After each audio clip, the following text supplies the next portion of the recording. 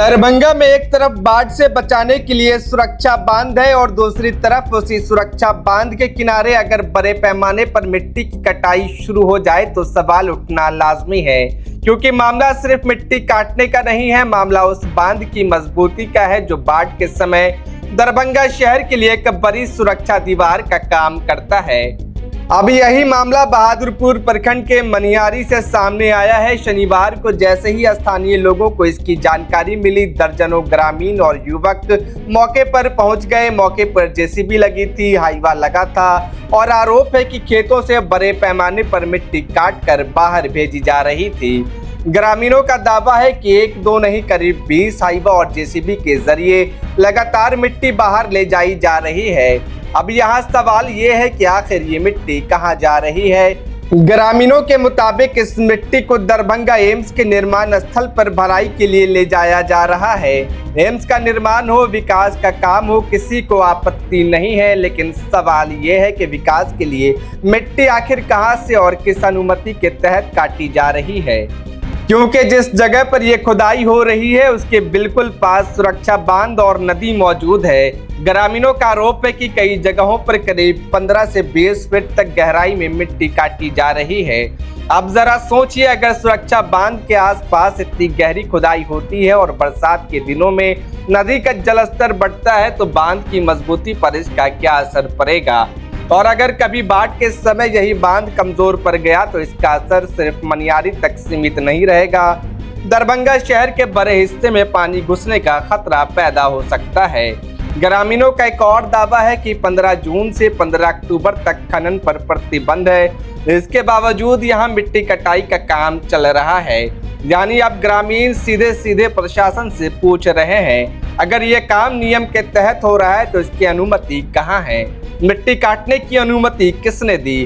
कितनी गहराई तक मिट्टी काटने की इजाजत है? और सबसे बड़ा सवाल, क्या सुरक्षा बांध के किनारे इस तरह की खुदाई की अनुमति दी जा सकती है? स्थानीय निवासी राधेश्याम यादव का कहना है कि नियम अगर है तो सभी के लिए बराबर होना चाहिए। उनका आरोप है कि आम आदमी अपनी जमीन से मिट्टी निकालता है तो प्रशासन कार्रवाई करता है, लेकिन यहाँ जेसीबी और हाईवा लगाकर बड़े पैमाने पर मिट्टी काटे जाने के बावजूद अब तक कार्रवाई नहीं। ग्रामीणों का कहना है कि प्रशासन और खनन विभाग को मामले की जानकारी दी जा चुकी है, लेकिन अभी तक मौके पर अधिकारी नहीं पहुंचे हैं। अब ग्रामीणों की मांग बिल्कुल साफ है, पहले मिट्टी कटाई रोकी जाए, सुरक्षा बांध का निरीक्षण कराया जाए और ये भी सार्वजनिक किया जाए कि एम्स तक मिट्टी ले जाने के लिए आखिर कौन कौन से दस्तावेज और अनुमति की जरूरत है। क्योंकि सवाल मिट्टी का नहीं है, सवाल यह है कि विकास के इस दौर में कहीं दरभंगा की सुरक्षा के साथ तो खिलवाड़ नहीं हो रहा। अब इस सवाल का जवाब प्रशासन की जांच के बाद ही साफ हो पाएगा। एम्स के लिए जो कहा गया है कि नदी उराही करके मिट्टी काटेंगे, माननीय डीएम साहब भी इस बात को देख रहे हैं और बजाबते पेपर में इसका एक निकला भी था कुछ दिन पहले और सारे चैनल पे भी चला था।